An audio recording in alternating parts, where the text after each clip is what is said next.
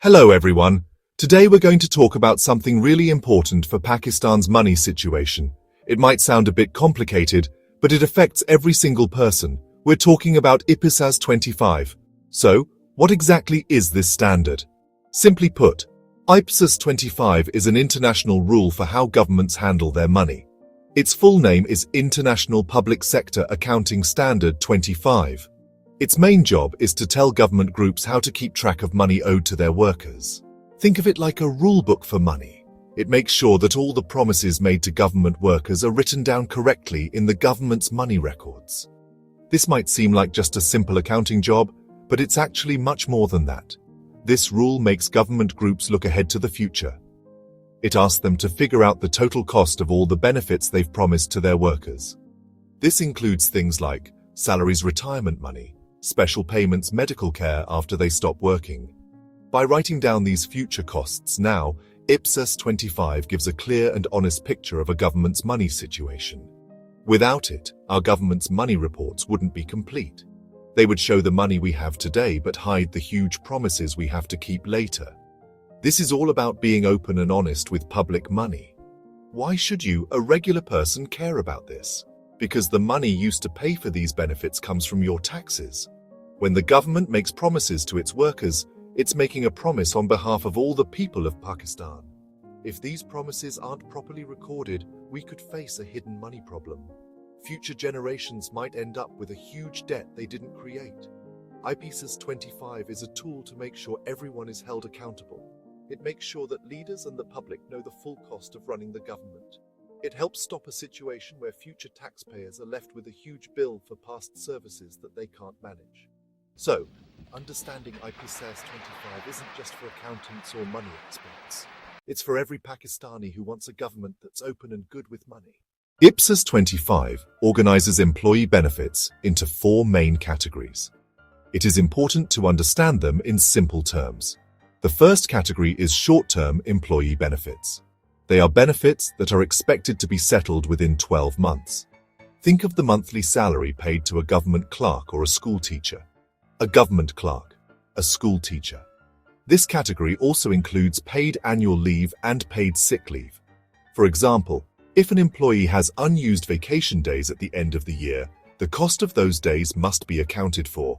It is a straightforward calculation and represents the immediate cost of employing someone in the public sector. The second and most significant category is post-employment benefits. These are the benefits that an employee receives after their service ends. The most common example is the pension. This is a regular payment made to a retired government employee for the rest of their life. Another example is gratuity, which is a lump sum payment given at the time of retirement. This category also includes post-employment medical care, where the government promises to cover the healthcare costs of its retired employees. These are long-term promises, and their cost is much harder to calculate than a monthly salary. The third category is other long-term employee benefits. This is a catch-all category for benefits that are not short-term and not post-employment. A key example is long service leave or a sabbatical.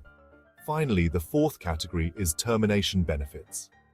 These are benefits provided to an employee when their employment is terminated before the normal retirement date. This can happen due to a government decision to downsize a department, a process known as a golden handshake. Pensions are the single largest post-employment benefit in Pakistan's public sector. For decades, the government has operated what is called a defined benefit pension scheme. This is a simple promise. After you retire, we will pay you a certain percentage of your final salary every month for the rest of your life. This promise provides immense security to government employees.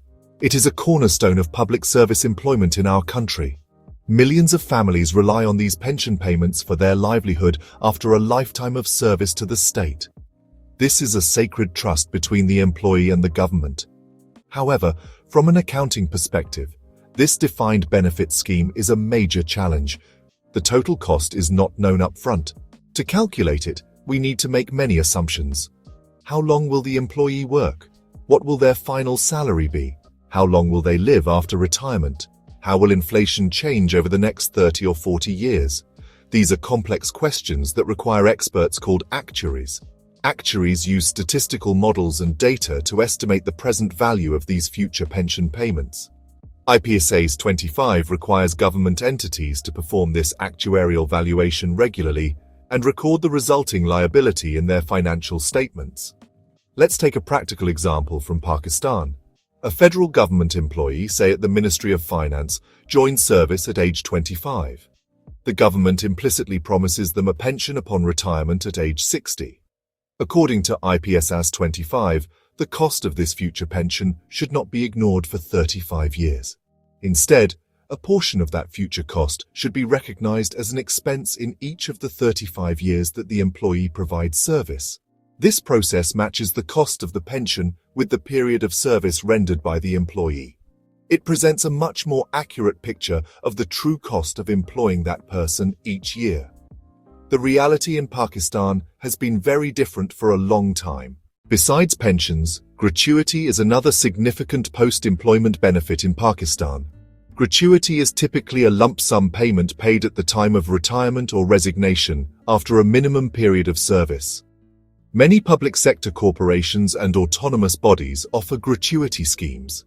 Pakistan International Airlines, for example. Pakistan State Oil, another example. The formula is based on the employee's last drawn salary and years of service. Example: 1 month's basic salary for every year of completed service. Just like pensions, gratuity is a defined benefit obligation. Its final cost depends on future events, final salary and total length of service.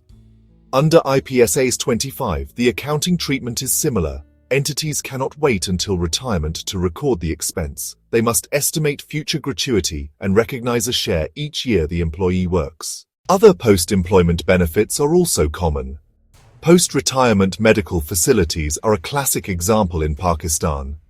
Many departments promise free or subsidized healthcare to retirees and their spouses. For example, an officer retiring from the armed forces might get treatment at combined military hospitals for life. This is an incredibly valuable benefit, but it creates a massive long-term liability for the state. Healthcare costs tend to rise faster than general inflation, so the liability grows rapidly. Ipsas 25 requires estimating and accounting for these medical costs during service life. This is extremely challenging. The journey towards implementing Ipsas 25 in Pakistan's public sector is filled with significant hurdles. The first and most fundamental challenge is the lack of reliable data. To perform an actuarial valuation for pensions or gratuity, you need accurate employee data. This includes date of birth. This includes date of joining. This includes salary history. This includes family information. For many government departments, especially at the provincial and local levels, this data is often incomplete. It is scattered across paper files or simply inaccurate.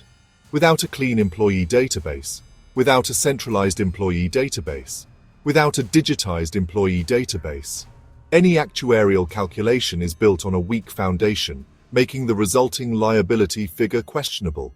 Another major challenge is the lack of technical capacity. Ipsas 25 is a complex accounting standard. It requires a deep understanding of actuarial concepts. It requires financial mathematics. It requires accounting principles. There is a severe shortage of professionals with this specific skill set within the public sector. Most government accountants are trained in traditional cash-based accounting, not accrual accounting. There are very few qualified actuaries in Pakistan. Their services are expensive. This makes it difficult for smaller public sector entities to afford or even find the expertise needed to comply with the standard. Then there is the issue of political will and institutional resistance. Implementing Ipsas 25 reveals uncomfortable truths. It brings hidden liabilities, running into trillions of rupees, onto the official balance sheet. This makes the country's financial position look much weaker. There is institutional inertia. Decades of business as usual have created a system resistant to change. Imagine two government departments. Let's call them Department A, Department B. Department A diligently follows Ipsas 25. It hires an actuary each year. It records the pension and gratuity liability on its balance sheet. Financial statements show the true cost and promises to employees. Policymakers see the full picture when planning the budget. They set aside money for current salaries and future pensions.